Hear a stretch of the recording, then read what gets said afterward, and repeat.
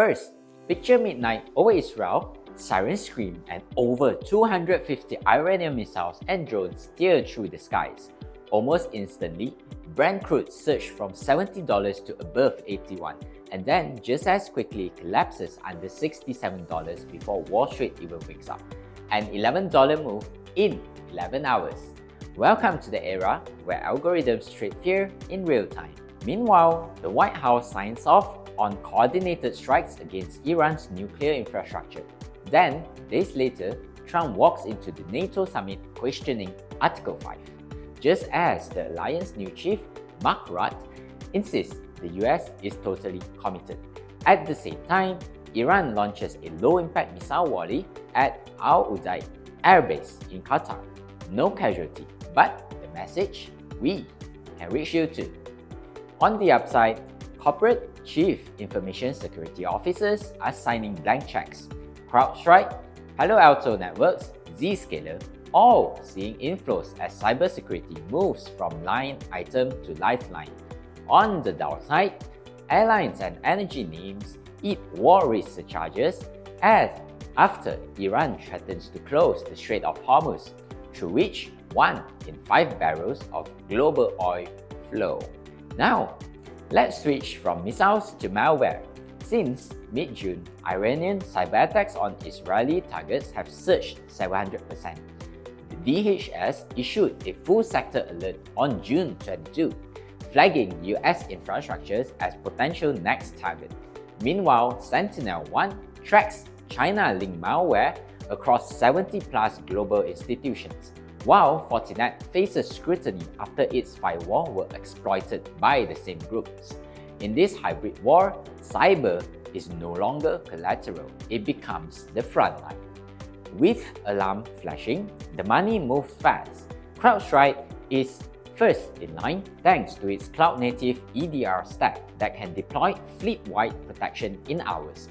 Security teams are also bundling with Palo Alto Networks, whose firewall and SaaS network locks down both perimeter and remote edges, from routers to SaaS.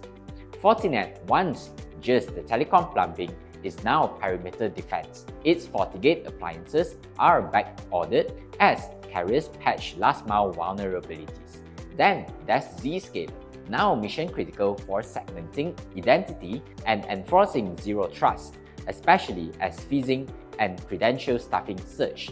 Finally, Palantir, its Gotham and AIP platforms are no longer just Defense Department toys, as operators integrate real-time missile data, cyber forensics, and supply chain anomalies. Palantir has become the operating system for hybrid conflict. Let's break down the technicals, because charts don't lie. CrowdStrike just bounced from $464 and is consolidating near $485. The break above $455 resistance remains intact with upside targets at $499 and potentially $522 if volume returns. Key resistance turn support sits near 455, and if that breaks, watch the 428 levels as the next base. Palo Alto Network is trading around $201.6, just beneath its short-term resistance near 207.9, which coincides with R2. On the downside, $181.6 act as support, but for now, moving averages are rising in unison too, reinforcing the uptrend. Palantir is the cleanest of the three. After a textbook breakout above $130, the stock is now trading around $143, just below its short-term resistance at $145. The pivot zone between R2 and R1 has flipped into a strong support. As long as it holds, Palantir remains in blue sky breakout territory with room towards 153. The only caution is that volume has dropped during the climb, which is a divergence worth watching. So what's the play here?